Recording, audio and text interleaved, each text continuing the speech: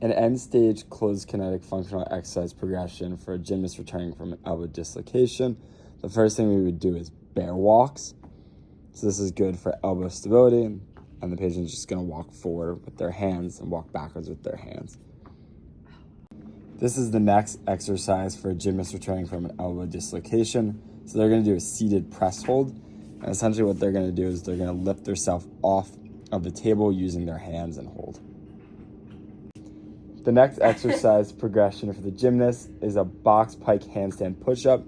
So the patient is going to be on a box or some elevated surface, and they're going to hold, and then they're going to do push-ups. Our next exercise is an unstable surface plank hold. The patient will have their hands and potentially their feet on an unstable surface and hold in a plank position. This next exercise is a functional plank walk with the arms. It's the patient's gonna start in the plank position and walk up to a higher surface and then walk down and repeat. To make it harder, it can be on a Bosu ball. This next exercise is a push-up plyometric. The patient's gonna do a push-up and jump off the ground and focus on not stopping. Okay, the next exercise is a handstand. Obviously, for a gymnast, they probably wouldn't be against the wall. The next exercise would be a handstand arm rock, where they shift their weight from arm to arm. We don't have the facilities to be doing handstands, so yeah. The next exercise is a handstand shoulder tap, but obviously they would be in a handstand position rather than this plank position. The final exercise would be a handstand walk, and they walk their hands up and down in a handstand position. The first upper extremity plyometric program for a wrestler returning from a scaphoid fracture would be wall tap push-ups. So the patient is going to do wall push-ups while quickly coming back and coming forward. The next upper extremity plyometric progression would be wrist flicks. So the patient is going to flick the ball up and catch it. The next upper extremity plyometric progression would be wrist raises.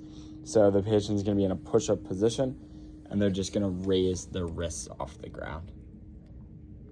The next upper extremity plyometric progression is going to be drop ball catch.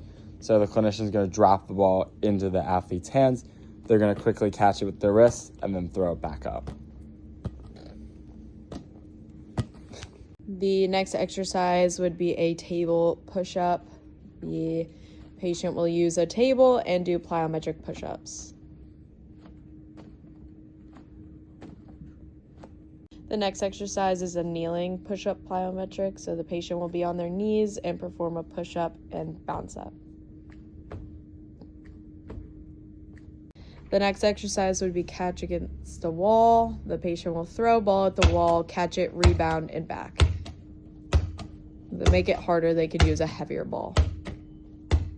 The next exercise is a med ball slam plyometric. The athlete will get in an athletic stance and slam a heavy ball against the ground. The next upper extremity plyometric is going to be burpees. So the athlete is going to jump up, jump down into a push-up position, do a push-up, and then jump up again, making sure that they quickly go through these motions. The next upper extremity progression is going to be full jump push-ups. So the person is going to do a push-up, and then they're going to jump. The last upper extremity plyometric is jump onto the box push-ups. So the athlete is going to do a plyometric push-up, but instead of just jumping straight into the air, they're going to jump onto a box.